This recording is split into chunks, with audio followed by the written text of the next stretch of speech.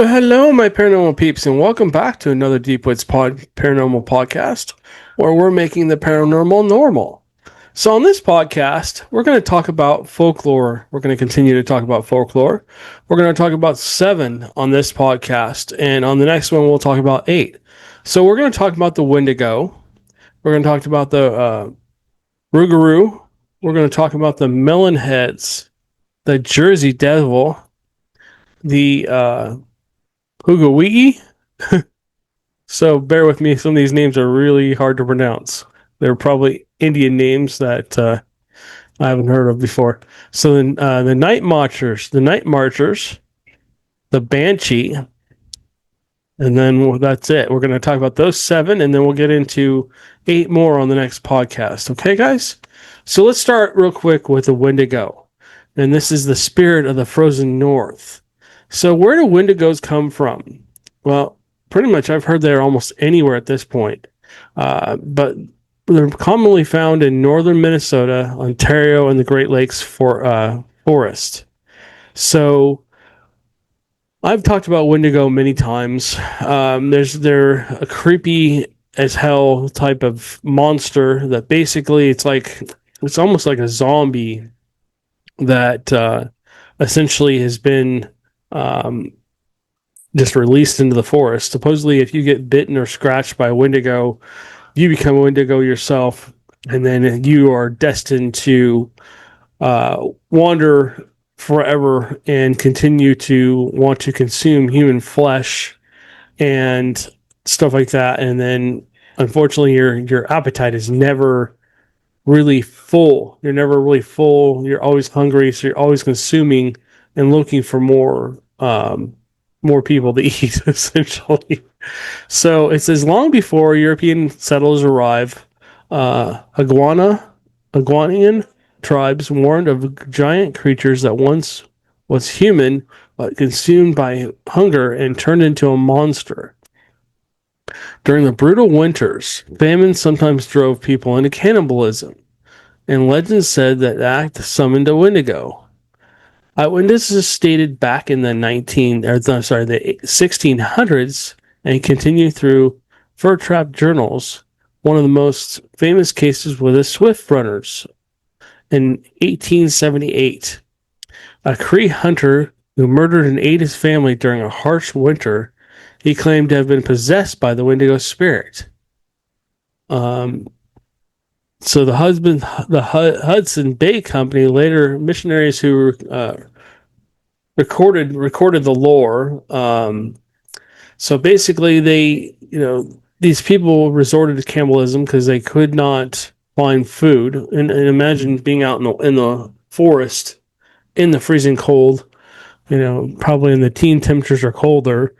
There's no animals running around, and so you basically resort to doing something terrible to other people around you and consuming them, and then essentially you become the Wendigo, which is pretty much a demon. You're consumed by a demon, essentially, is what it seems like.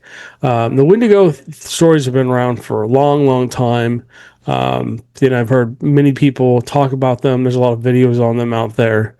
Definitely not a creature I would want to run into out in the wild.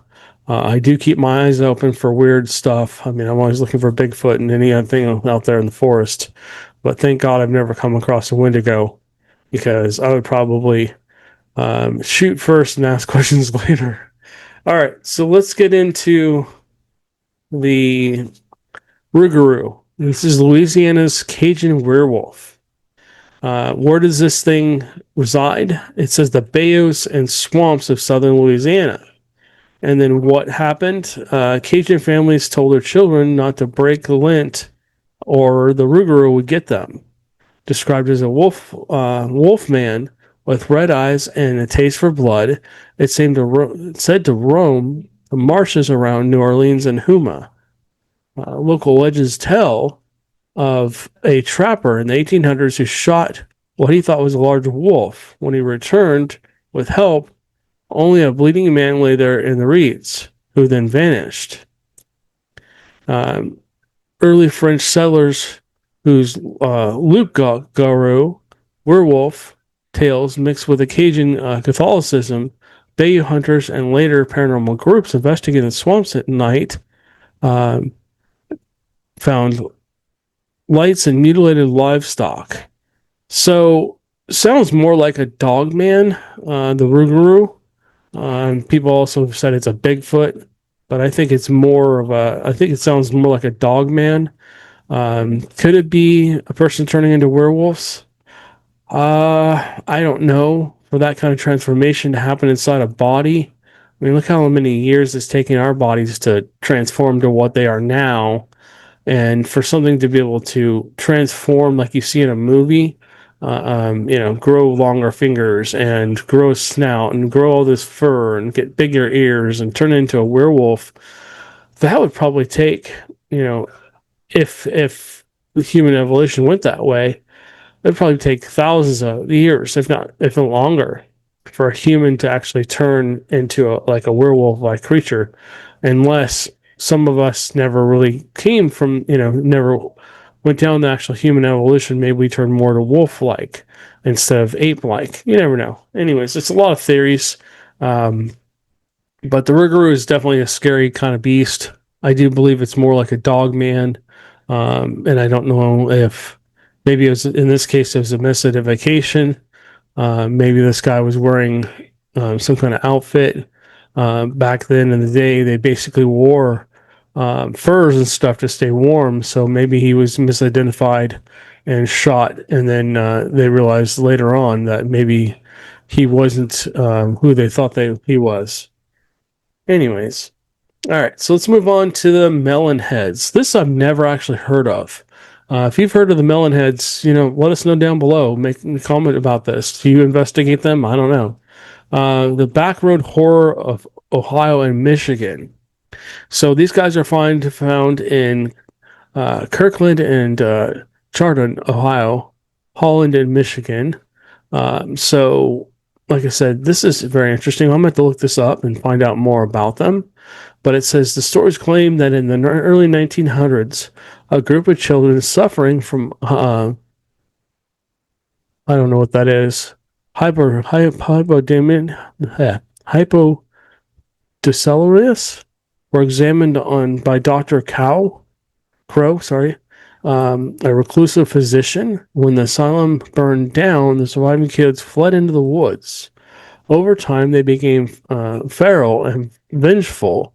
Now, the Melonheads. Oh, okay. Drivers on Windsor Road still report seeing small figures darting from the trees and tapping on car windows. Okay. So, Dr. Crow, possibly based on the real local doctor, rural residents who spread the stories of modern urban legend hunters. Okay. Doesn't tell me much. Unfortunately, the article doesn't tell me much about them.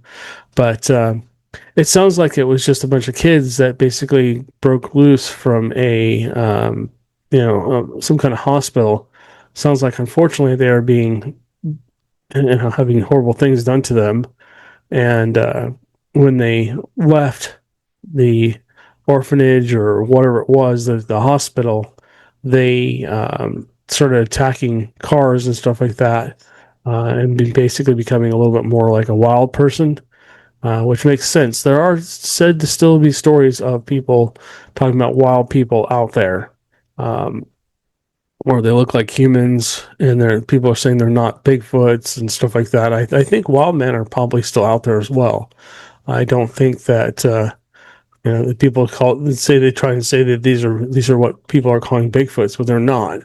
I think they're more just wild people that never kind of came into civilization, and it sounds like in this case that's kind of what happened. These kids got away and learned to live in the forest, and essentially are now, if they're still alive, they're probably not still alive, but they're probably still living in the forest if they are, and they're just wild people if at this point.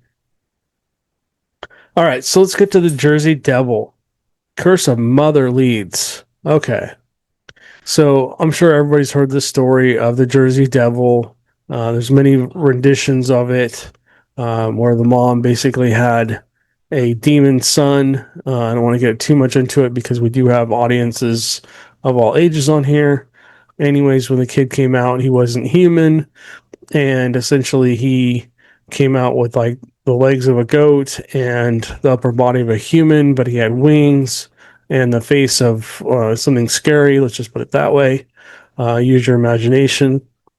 And essentially, the baby supposedly flew off into the woods, and that became the curse of the Jersey Devil. So let's just read the story here. It says what happened in 1735. Mother Leeds supposedly cursed her 13th child, saying, "Let it be, let this one be the devil." The baby was born normal, but sprouted wings and hooves, then flew up in the chimney and disappeared into the pines. Throughout the 1800s and 1900s, residents reported screeching, livestock attacks, and hoof prints on rooftops. In 1909, a newspaper across the states printed dozens of simultaneous sightings, including one by a police officer who shot at the creature. Okay. So, like I said, there's lots of stories of the Jersey Devil. Is it some kind of monster? Maybe it's some kind of dinosaur. Could be anything. Nobody's actually really got a really good look at it, from what I understand. I'm still thinking it may be some kind of dinosaur that people are mistaking for something else. Other people have said it's a Bigfoot with wings, which I don't know if that's true or not. Could it just be, that this kid was born so deformed that they essentially just named it the Jersey Devil? You really got to use your imagination and kind of come up with your own hypothesis. Unfortunately, we don't live too close to there, but Amanda and I did camp in these woods one time, and we didn't hear anything, unfortunately. Didn't experience anything, but we weren't really looking for anything either. Oh, sorry. Dog under my feet. Sorry, buddy. Okay, so anyways, yeah, in this one, you really have to kind of make up your own mind as to what you think it is or what it could be. You really got to use your imagination. As I've been told many times, if I really knew what was in the forest, I wouldn't go into the forest. So who's to say there isn't some kind of creature roaming out there that isn't human or Bigfoot or something else? Maybe it is some kind of winged creature that hunts people or whatever. So, all right, number 5, the Poweggia, trickster of the forest. I may be mispronouncing that, so if I'm mispronouncing it, please don't butcher me down below in the comments. Okay, it says where? New England, especially Massachusetts, Freetown State Forest. All right, so you guys, I've never heard of this one either, the Poweggia. If you guys know about this one, I'd love to hear your stories. Are you guys investigating this? Have you ever heard of this? I think I've talked about this one before. So the Wampawuga people, I guess that's where it got its name from, told of a small gray creature with human features who could vanish, shapeshift, or shoot poison darts. Once friendly to humans, they turned malevolent after being disrespected by the culture hero Mashoop.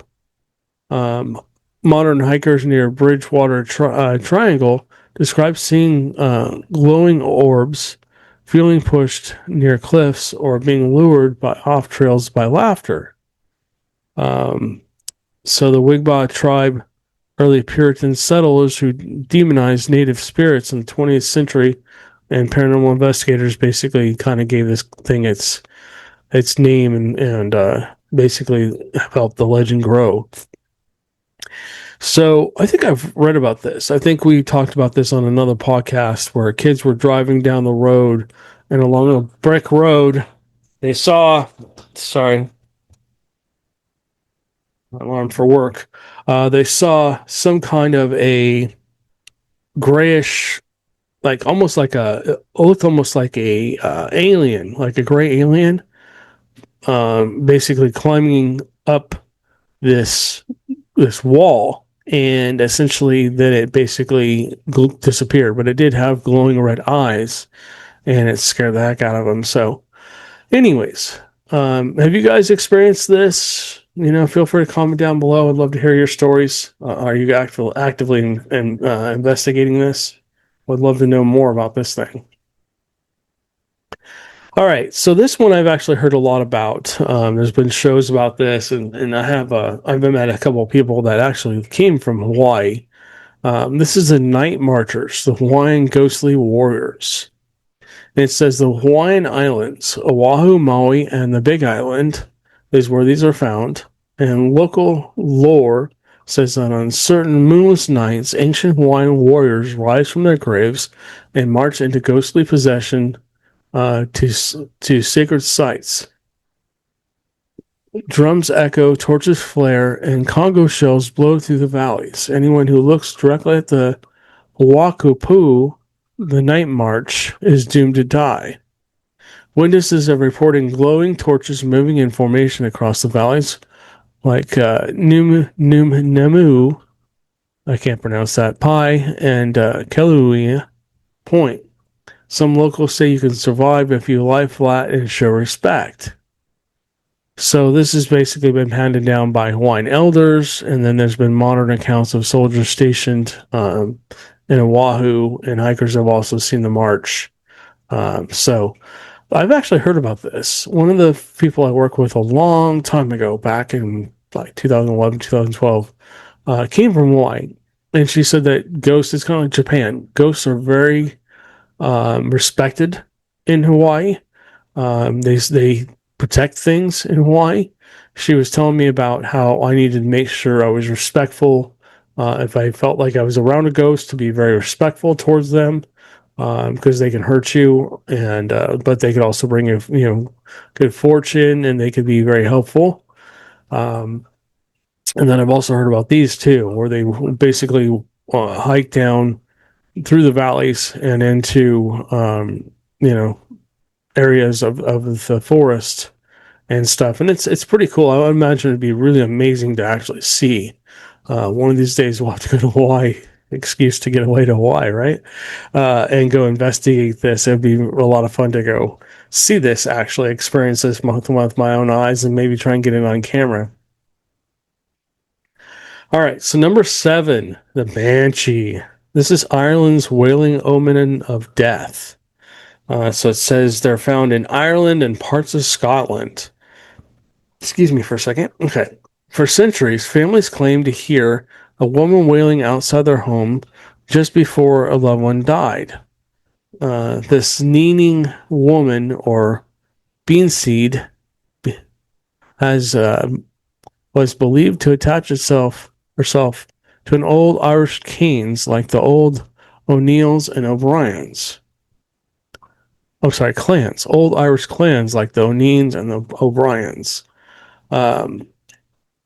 Descriptions vary. Sometimes a pale, beautiful, with silver hair. Sometimes a ragged cone, washing blood-stained clothes in a river.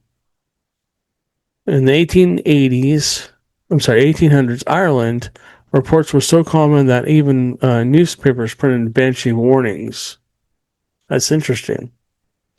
So basically, they're seeing a pale, beautiful woman with silver hair and sometimes a ragged cone, and she's washing bloodstained clothes in a river.